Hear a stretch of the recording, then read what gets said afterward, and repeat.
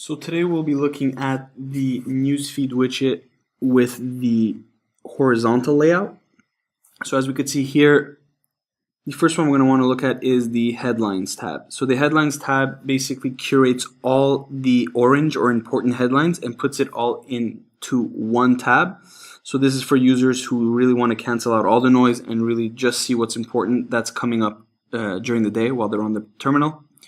Here you have the news tab. This is basically all RSS that is being scraped from all our sources all over the internet. Here you could see that they come in as important as well as a bit dimmed and faded out for stuff that's a bit less important, a bit of noise.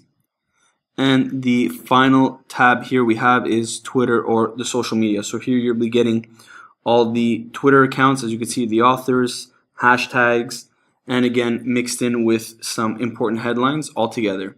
And if users really want to get all three of these tabs all in one, they would all simply do is click the all, and here they'll be getting everything all together in one to get the immersive experience of having everything being sent on the terminal into one tab so they don't have to scroll through. Just like in the vertical news widget, you could always toggle top news on as well. So this basically will show all critical headlines for every single tab again in one place. Just as shown on the other news widget, you have a search function to look for keywords, coins, specific headlines in particular. All can be done by writing it in here and clicking on the search button. We also again have the time machine, allowing users to go in the past to search for any type of news. We have the filter by coin, filter by source.